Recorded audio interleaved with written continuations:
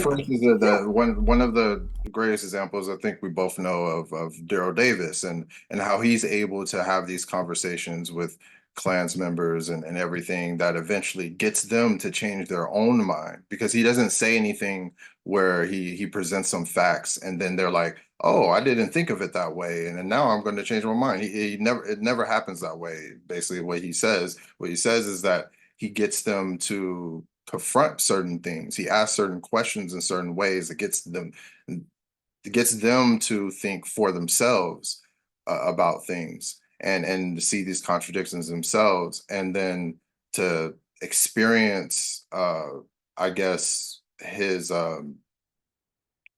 experience him, and how that goes against their beliefs and of about what he would be like.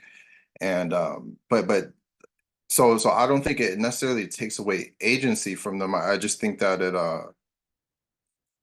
I think that there is an impact that you may have that you might be a little bit undermining that gets people to change their mind on things, and then I think every great teacher has that ability.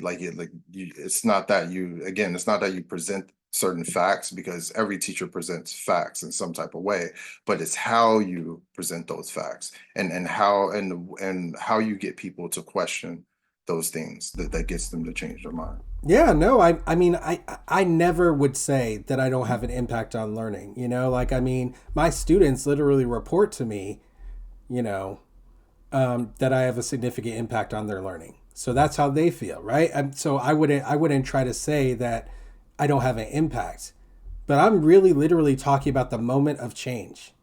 The moment of change is a personal moment. Like, I can bring you to that moment as your teacher, right? Like, I can bring someone to that place. But you can watch people all the time as a teacher.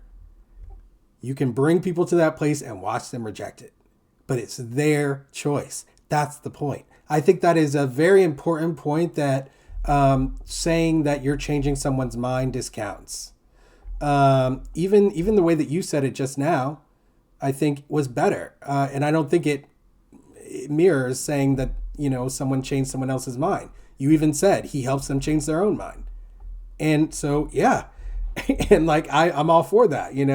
That's part of the reason I'm doing the work that I'm doing. I am trying to utilize the skill that you talked about in having these conversations, hopefully creating more opportunities to have these conversations with people who don't have an opportunity.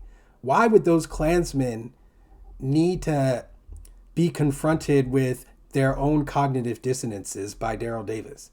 It's because of Daryl Davis's unique understand. He has the knowledge of racism and white supremacy and where people are situated who would be KKK members or in a community with KKK members.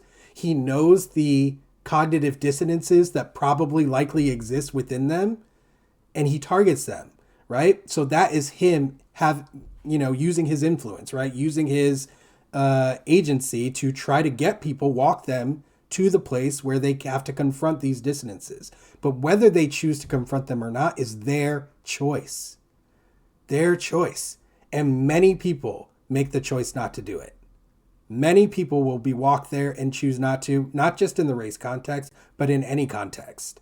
I teach mathematics primarily, and I watch people do it in the context of my job every day, pretty much. So that's how I know, That's like the best way I can explain it.